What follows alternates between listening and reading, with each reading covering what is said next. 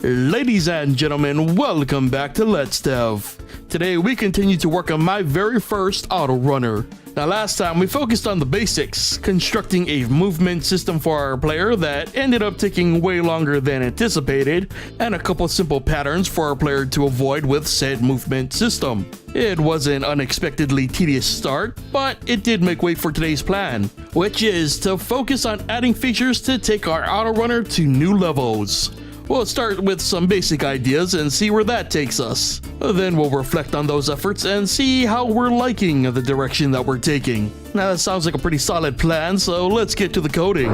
Now before we can get into things, I thought I would explain my hopes for this project. I wanted to start with your typical Autorunner, but the longer the run goes on, I wanted to evolve into something more, or at least provide the option for things to evolve. The first step in that process is to add what I'm calling assists. These will help the player navigate increasingly difficult obstacles that'll spawn as runs continue. Though I should note that I have no idea what these assists should actually be, which brings us to today's episode of experimentation. So first up, I wanted to create something powerful. After doodling some kind of weird cannon turret thing, I got to coding. Now, before we could actually get to the cannon thing itself, we had to spawn this thing on the nodes, aka the white boxes on the screen. Again, I thought this would be a simple task by having the assist object drop to where the player's position was, but this caused issues due to the smooth movement, so I tried constricting the assist's position to the grid, but all that did was add even more problems. So after some failed fiddling, I decided I wasn't gonna let positioning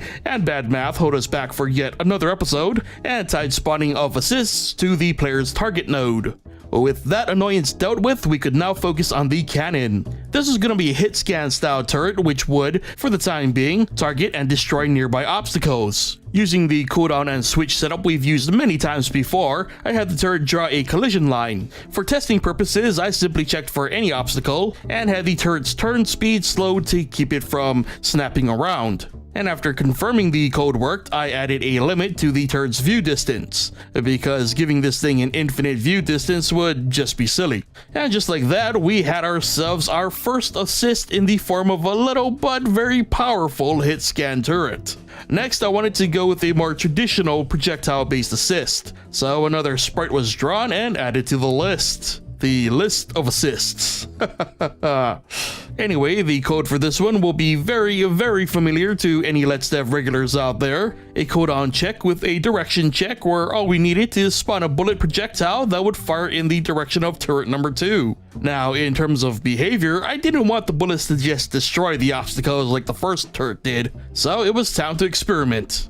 Instead of destruction, when a bullet collides with an obstacle, it would simply push the obstacle back, possibly to delay the inevitable and maybe create new openings with enough applied force. This ended up working, but the results were weird. Since the nodes sat in the middle of the tracks, the bullets basically alternated between the blocky obstacles, which made for a very lackluster result. So I switched things up a bit and had turret number 2 fire 2 bullets at flipped angles. This would create a spread effect that worked better, but it's clear that this idea still needs some baking, or a complete redo.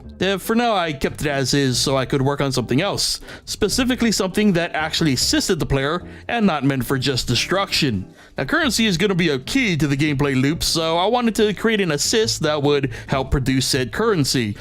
To add that strategic spice of asking the question, do I spend money on more offense, or do I use a node or two to increase my cash flow? Anyway, I had the currency object choose a random direction, and then using an alarm and a switch, I spiced its movement up a bit before ultimately having it sucked up by the player. Then in the assist object, I used the same cooldown setup we've been using, only instead of causing destruction, it would produce a random amount of currency. Testing showed this worked flawlessly, and thus we now had 3 functional assists for a player to use in their auto-running adventure. But testing all these in tandem made me realize a lot of this was starting to feel extremely familiar. In a way, I was just repeating my efforts from the Plants vs. Zombies clone. Granted, there are no restrictions with this project, but I legitimately had to stop here because things were starting to feel way too familiar. I mean, we're still very early on in this project, and even I'm not too sure what the final product is going to look like, but I do know for certain that I don't just want to repeat what I've already been doing. Well, at least not if I can avoid it. So it's back to the drawing board for now, though hopefully we won't be gone from this project for too long. Maybe the best idea is to just make a simple Autorunner. I'm not sure. What I do know though is that brings us to the end of today's episode of Let's Dev. So remember that if you like this video or enjoy Let's Dev in general, be sure to hit that like button. If you aren't already subscribed, be sure to hit that subscribe button and be sure to turn on notifications so you never miss a new episode. And as always, be sure to leave your thoughts on our progress in the comment section below. Thank you so much for watching, and I'll see you guys next time.